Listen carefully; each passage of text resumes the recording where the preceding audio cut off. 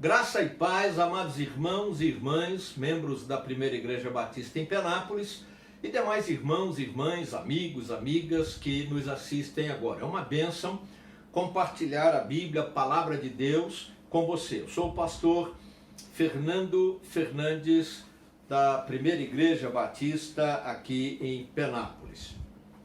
Eu tenho acompanhado as notícias que estão sendo divulgadas aí e confesso que fico muito chateado, muito aborrecido até com essa questão de corrupção, principalmente em relação à verba da saúde e mais especificamente em relação à verba liberada para o tratamento de pessoas infectadas pelo coronavírus no meio dessa pandemia. Na minha opinião, é uma situação, é uma atitude, uma postura que deveria ser condenada com extremo rigor pela justiça brasileira. Infelizmente sabemos que isso não vai acontecer, é lamentável, mas eu penso que deveria ser de forma mais rigorosa. Mas isso me fez pensar, né? Ler a Bíblia, e alguém me perguntou até um dia, um vizinho nosso aqui, muito amigo nosso, e ele perguntou, mas tem motivo, pastor, para toda essa corrupção? E eu disse, tem. A Bíblia diz que o motivo para essa corrupção é a cobiça. E confesso que fiquei pensando depois sobre a resposta. A resposta está na segunda carta do apóstolo Pedro, no capítulo 1. Se você ler os versos de 2 a 4, e essa expressão ela aparece no verso 4. O verso 4 da segunda carta de Pedro, no capítulo 1, diz assim: dessa maneira, ele, no caso Deus, nos deu as suas grandiosas e preciosas promessas para que por elas vocês se tornassem participantes da natureza divina e fugissem da corrupção que é no mundo, causada pela cobiça. Então, eu me fiz uma pergunta. Quem me conhece sabe, e até os que têm mais amizade, intimidade, dizem que eu sou muito chato, muito rígido, e é verdade, sou mesmo, não é? Às vezes até um tanto radical em certos aspectos, mas eu não negocio valores éticos, princípios éticos e valores morais. Na minha opinião, aqueles que estão colocados no texto sagrado, na Bíblia Sagrada, eles são inegociáveis. E a pergunta foi: você é corrupto? Parece assustador, foi para mim, mas eu quero transferir para você essa pergunta. Você é corrupto? Você é corrupta? É. É crise, é um problema sério, né? Parece que desde a origem da nação, né, na carta de Caminha e a decisão do Reino de Portugal, né, de enviar prostitutas e degradados para cá, e esse povo se miscigenou com os índios, depois os escravos, e criou-se de certa forma, depois com a vinda da coroa, uma cultura de que você tem que sair ganhando de alguma maneira, né? É o tal do jeitinho brasileiro, que é um debate ético, inclusive, né? E a lei de Gerson, que é outra questão que se pode debater na perspectiva bíblica e ética também. Mas nós estamos diante de um desafio, e a pergunta tema, você é corrupto, você é corrupta, ela na verdade mostra para a gente que a gente precisa rever alguns conceitos, porque nada justifica essa atitude maligna. Embora, nesse texto da segunda carta de Pedro, a gente encontre aqui algumas coisas que vão mostrar para a gente que, se nós acabarmos cedendo, vamos ser engolidos por essa perspectiva de cobiça e cair, então, na prática da corrupção e até banalizar a corrupção, o pecado, o que é maldição. O apóstolo Pedro chama a atenção de mim, de você, da igreja de Jesus Cristo, e ele faz uma colocação interessante no verso 2, ele diz: graça e paz lhes sejam multiplicados pelo pleno conhecimento de Deus e de Jesus, nosso Senhor.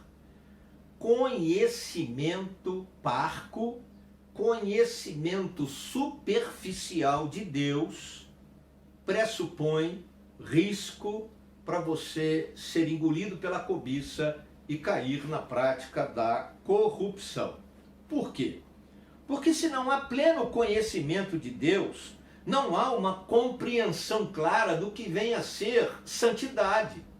E se não há uma compreensão clara do que vem a ser santidade, não há uma percepção desenvolvida ou mais bem desenvolvida sobre o que é ética.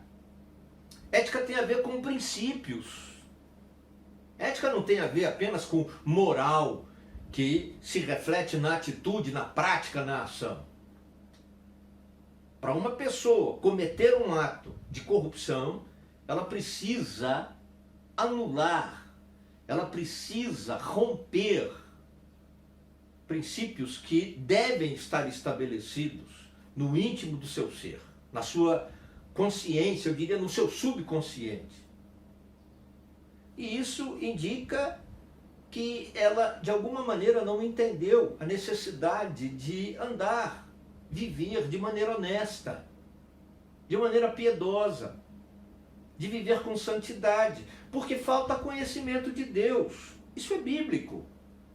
Quando Moisés teve a sua experiência com Deus, lá em Êxodo 3, e Deus deu a ele a ordem de ir até Faraó para libertar o povo da escravidão no Egito, Faraó chegando lá, quando Moisés fala o propósito para o qual ele estava lá, Faraó disse: mas você veio aqui no nome de quem? Quem te mandou aqui?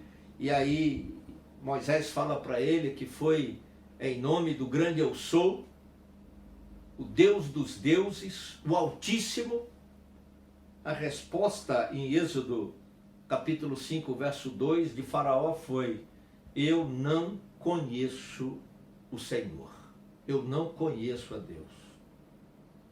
E o que houve? Maldade, fustigação, usurpação do direito do trabalho, quebra de contrato, de palavra, de compromisso, praga, morte, desgraça, porque não conhecia a Deus. Na verdade, ele achava que era um Deus, mas não conhecia o verdadeiro Deus. A falta do conhecimento de Deus, do pleno conhecimento de Deus, é um risco que pode levar a pessoa à corrupção, a ser motivado pela ganância, pela cobiça. Outra coisa interessante é que o anseio pela glória humana e pelo bem-estar material destrói o caráter de um indivíduo. É verdade. Se você olhar o texto aí agora, o verso 3, o apóstolo Pedro escreve e diz assim: o divino poder, no caso de Deus, né, de Jesus Cristo, nos deu tudo o que necessitamos para a vida e para a piedade.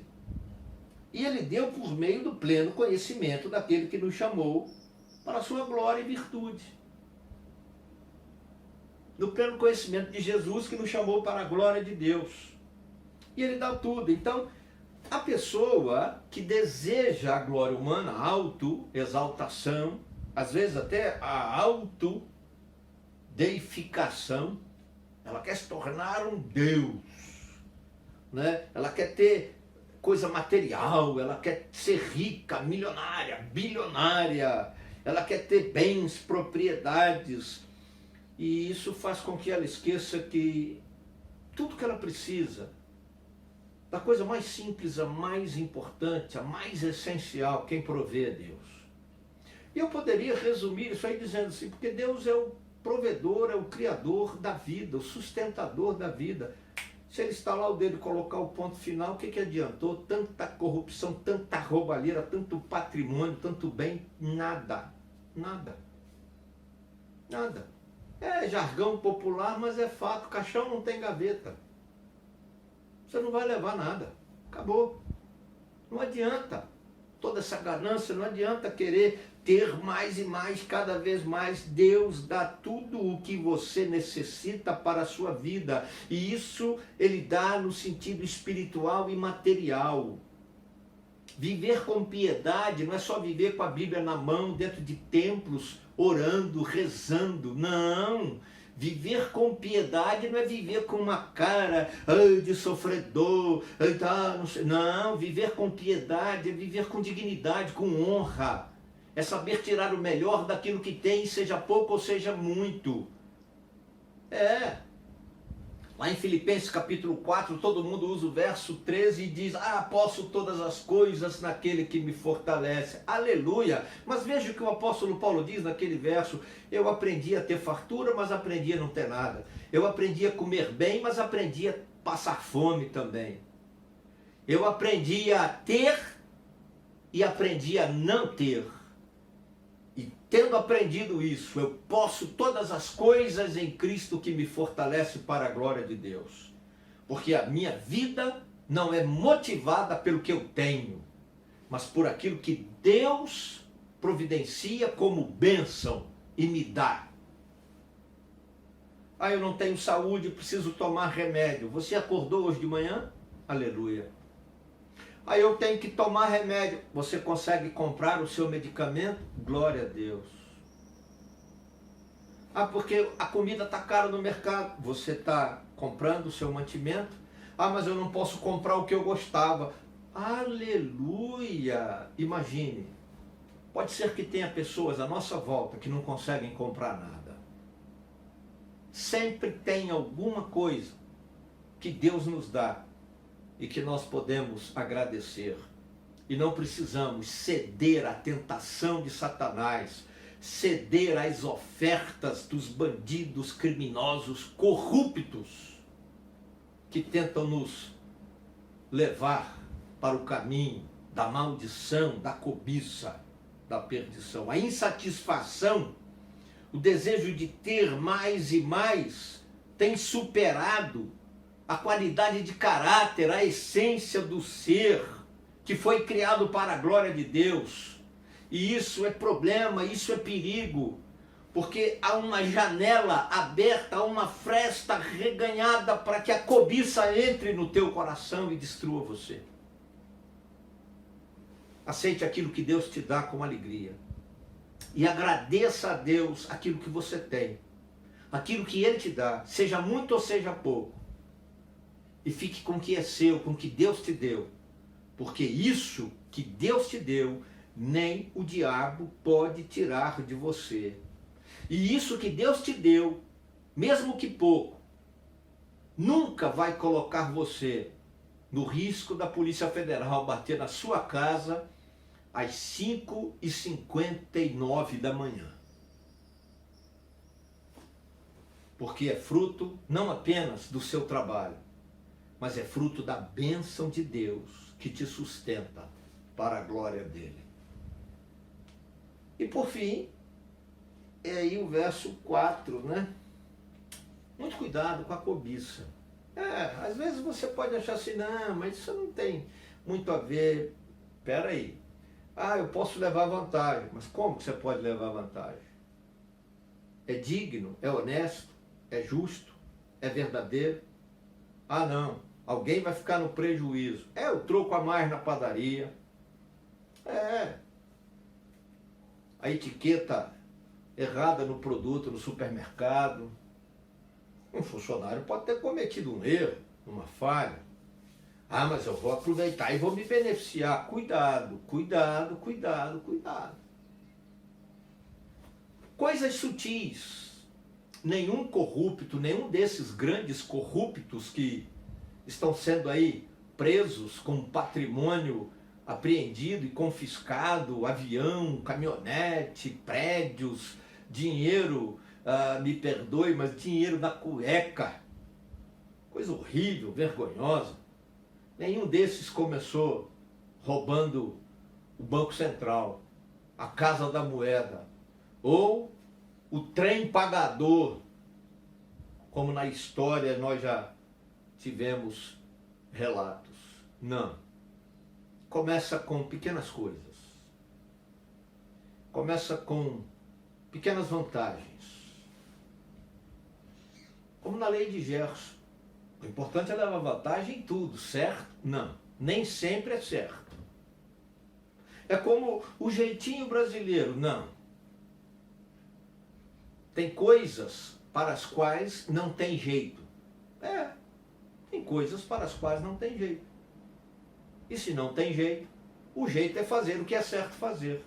Mesmo que isso pressuponha um prejuízo pessoal. Mas nada pode trazer mais alegria, mais paz, mais sentimento de realização do que saber que aquilo que você tem foi dado por Deus. E que aquilo que Deus te deu te faz feliz. Faz de você uma pessoa piedosa no sentido amplo do termo. Alguém honesto, alguém digno, alguém confiável, alguém que as pessoas ao redor admiram pelo seu caráter, pela sua honestidade, alguém que pode estender a mão e orar para abençoar. Porque, como disse a mulher em relação ao profeta, quando ele fez a promessa dizendo que Deus abençoaria a casa dela. A palavra do Senhor na tua boca é verdade. Meu querido, não é vantagem, não é certo, não é digno, não é ético, não é moral ser corrupto. Corrupção é pecado, é cobiça, é maldição, é concupiscência. É quando o ser humano renuncia às promessas de Deus e busca satisfazer o seu próprio desejo, motivado por depravação, pelas paixões impuras, que a Bíblia chama de mau desejo, concupiscência. Veja Tiago, capítulo 1, verso 14, que é o que destrói o homem e leva à prática do pecado. E o pecado leva à morte, a morte eterna no inferno. Deus não criou você para isso, diz o texto sagrado. Deus quer que você tenha pleno conhecimento dele, de Jesus Cristo. Para que você saiba o significado de santidade, ou seja, de um padrão ético ajustado ao propósito de Deus revelado na Bíblia, de uma moralidade cristã que faça a diferença no mundo. Para que você aprenda a ter alegria, contentamento, felicidade com aquilo que Deus te dá. Porque aquilo que Deus te dá gera paz ao coração. E quando você está em paz, Deus faz prosperar a tua vida. Não é só o teu dinheiro, não, é a tua vida. E assim, você, pelo pleno conhecimento de Deus e de Jesus Cristo, experimentar a libertação do pecado, da cobiça, desse desejo mau, perverso, que destrói o indivíduo. E que, se só colocasse na cadeia da Polícia Federal, já estava ruim demais. Mas se não houver arrependimento e fé em Jesus, ele lança nas profundezas do inferno. A resposta, a única cabível para a pergunta feita: você é corrupto? Você é corrupta? É não, porque eu creio em Jesus Cristo e obedeço a palavra de Deus, porque eu quero viver para a sua glória, a glória de Deus. Aleluia. Senhor, no nome de Jesus, eu peço que essa palavra realmente entre no nosso coração e pelo poder do teu Espírito Santo, sejamos incomodados. Se falhamos, se erramos, perdoa-nos, se arrependidos estamos com sinceridade, liberta-nos da cobiça, da concupiscência do desejo mau. Liberta-nos das garras do diabo, da corrupção e dá-nos salvação, libertação, pelo poder que há no nome e no sangue de Jesus Cristo. Ó Deus, em nome de Jesus, que haja arrependimento e fé, a fim de que sejamos salvos, libertos do inferno, por Jesus, em Jesus, para o louvor da tua glória. Eu abençoo esses queridos que oraram comigo agora, em nome de Jesus. Amém. A palavra de Deus diz que sem santidade ninguém verá o Senhor, ninguém verá Deus. Por isso Deus te chama para uma vida santa, uma vida reta, uma vida íntegra. Seja fiel ao Senhor Jesus. Levanta suas mãos e diga para o Senhor: o meu melhor te darei, Senhor.